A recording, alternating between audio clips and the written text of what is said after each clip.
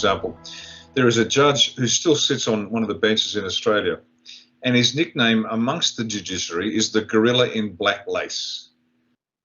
And this particular judge, they tried to remove him because from the bench during a case, he again opined that the sexual mores, being what they are in Australia, need to be updated because sex between siblings should be okay and sex with children should be okay.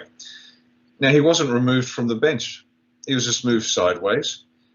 And here's where the cowardice of the judges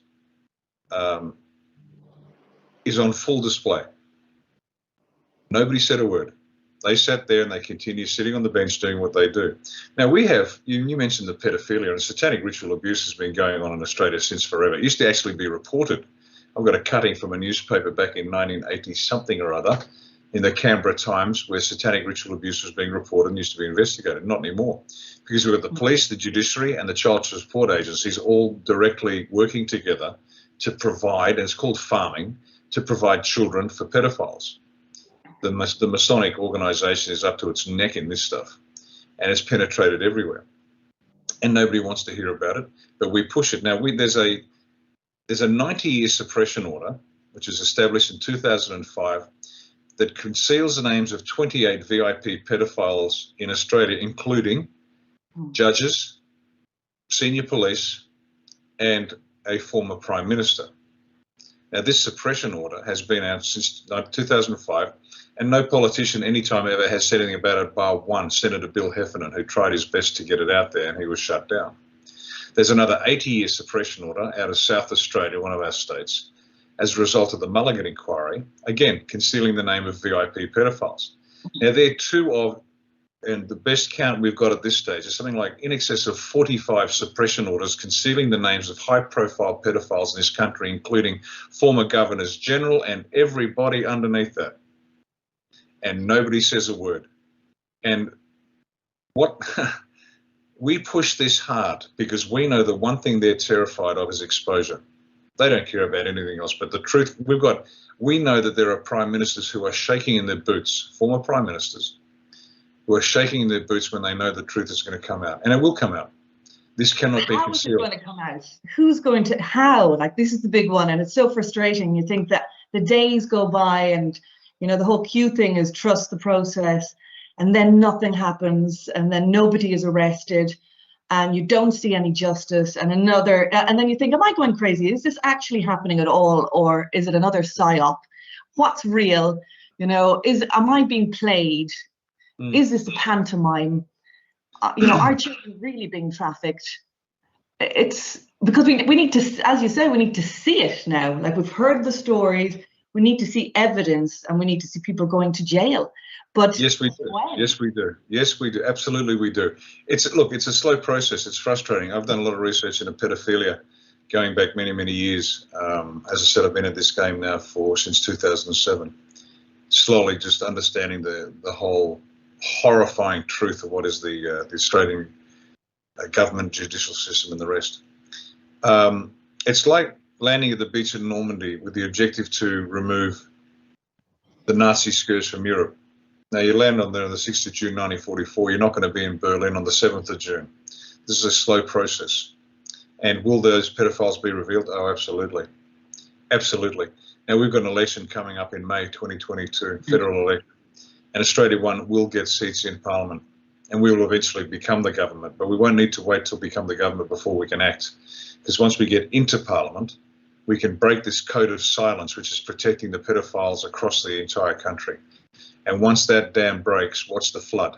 There'll be a series of retirements for health and family reasons, a huge number of suicides of judges, politicians, bureaucrats, generals, admirals and air marshals, senior unionists, senior business people, clerics from the churches, the synagogues, the mosques, the temples, you name it.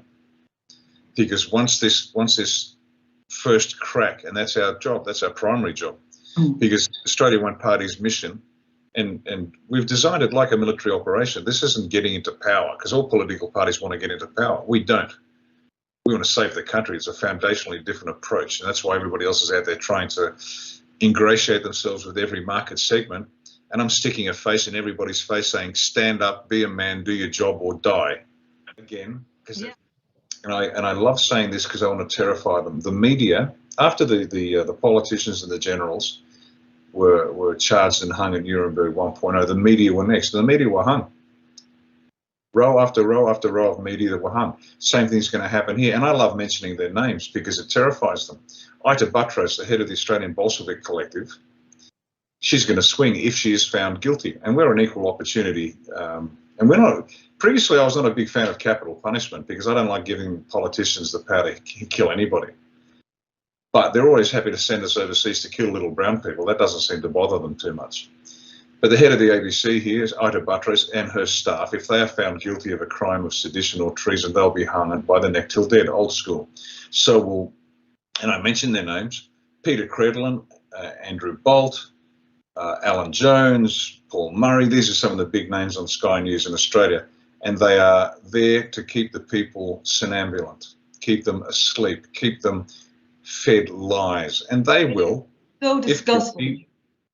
And this is the most difficult way it can be done, but it's the only way that guarantees that we will succeed, because nothing else will succeed, because we got into this god-awful mess because people ceased being what they were, and we have to redo it. So here's the method. Here's how we're going to save Australia. We will create a moral political party, Australia One, which will empower every Australian to reach their highest individual potential so that collectively all can participate in the reformation of Australia. And let me say that again because it is so important. Australia One will create a moral political party that empowers every Australian to reach their highest individual potential so that collectively all can participate in the reformation of Australia. Now, there is no more difficult way. This has never been tried in the history of political economies ever, any time, but it's the only way we can guarantee. And there are hard practical things that we're going to do to make sure that people get their sovereignty and hang on to it at the lowest possible level. I'm going to give you a simple example. Even within our organisation, the members control the branches. The members select their branch president, secretary and treasurer.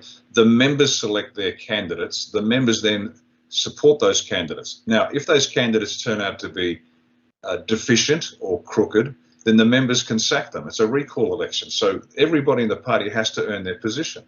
And we're going to roll that out to the entire electoral system. And so instead of having a politician that comes in on day one and lies to you and says, vote for me, I'll save the planet, and for 3 years does nothing, then comes back and says, oh, look, we tried, but we failed, give me another chance. No. For the moment that person's elected, if the electorate, the members, the electors that put that individual into parliament don't like that individual, they can have a recall election and sack them on the spot.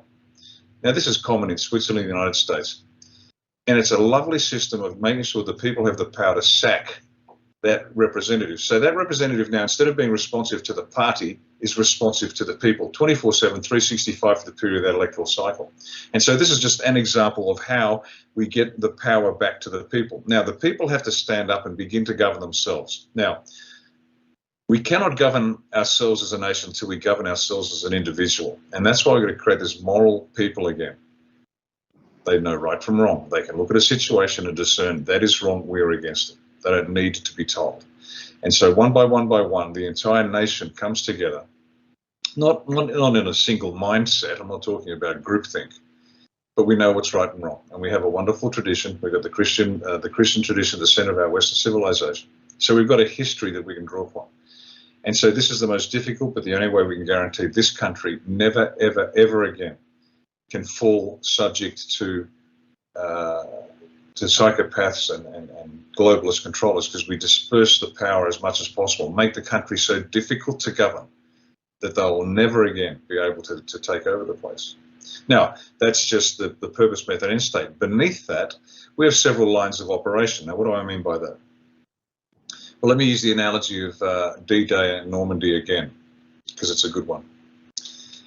6th of June 1944, they just didn't throw the soldiers onto the beaches of Normandy and say, good luck against the 88s and the MG42, fellas.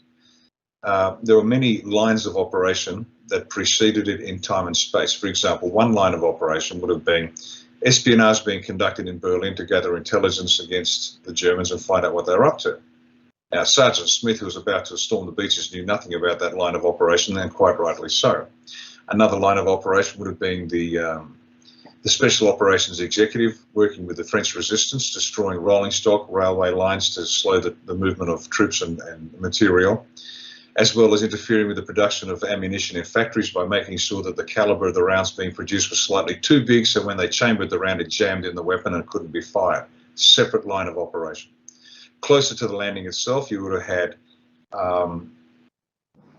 paratroops landing well inland of the landings to secure traffic control points like bridges and crossroads in order to retard the movement of German reinforcements and facilitate the forward movement of the Allied troops that would be coming in the next few days.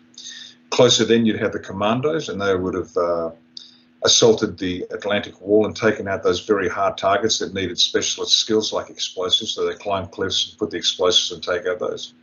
Then the naval gunfire support would start and hammer the Atlantic Wall. And finally, and only finally, then with the poor bloody infantry thrown onto the beach and sent on their way. Now, these separate lines of operation are necessary for a large complex operation, and we have the same for Australia One. Now, we have 6 lines of operation. The first is politics. That's only one line of operation and is the most visible, and is the coolest part. It is the least critical to our final success, because we've got line of operation 2, 3, 4, 5, and 6. They're all classified. Not even the executive know all those lines of operation for good reason. But politics is the one that everybody sees. Now, here's the thing. We may never get anybody elected into Parliament, and we still have a chance of succeeding in saving the country, because these other 5 lines of operations are at work. Now, we will get into power. We will become the party of government, because that way it accelerates the entire process. So rather than taking 40, 50 years to do it, we can do it in a few.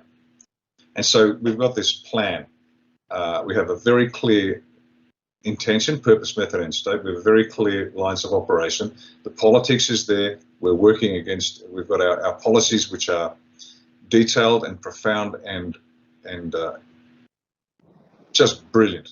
Just a brilliant set of policy settings that'll bring Australia back to where it should be as quickly as possible, from tax to self-defence to you name it. It's just the country will explode into economic activity. The $1 trillion economy will treble in a few years. Political freedom will be through the roof. It'll be, and it's just fantastic what we've got planned, just in terms of policies and all these other hidden aspects that we'll be working. My main concern over the whole thing is the army, because if the army have taken this injection, who's going to be left to defend Australia? Yeah, well, that's exactly what the Chinese did. In Ireland, the UK, all over, in America. What gets me is, how did they not see it coming? They're supposed to be special intelligence. You're supposed to be, these guys are supposed to be the best. They're supposed to see a threat coming a mile off. If I could see this threat coming a mile off, why didn't they not see it? I don't get it. I don't get that they didn't understand. Because our generals, admirals, and air marshals are part of the Masonic organisation or other secret societies, and they follow orders. It's not like they like each other, they hate each other. And these Masonic orders, you've got people of lower rank in the military, but they're higher in the Masonic order, and they control the show. And so they're just following orders. They just follow orders because they have to. Now, they have to because they've taken an oath. They have to because there's compromising pictures of them, who knows doing what. It's all controlled that way. But they're all extremely weak. You don't get to be a general unless you have no spine. The sooner this whole thing flips. I think so many of us are just ready for a new world. We're ready to get started, because this old world is just ain't no good, and to let evil just have full reign like this, it's disgusting. I think everybody's fed up with war, famine, deprivation, being pitted against each other. The best thing to know is that we can get through this, and we will get through this, but we have to stand up. Yeah. We have to stand up, every individual. And as I say to people, if it's hard to do it on your own, then go do it in a group of 5, 10, 15, 20. Do what you need to do. In Australia, I say, get a group of 20, 30 of you together. Don't put your masks on. Go to the shop. Don't do the QR code. Don't get any PCR tests. Just wander in, do your shopping, and wander back out again. Just do it in groups. But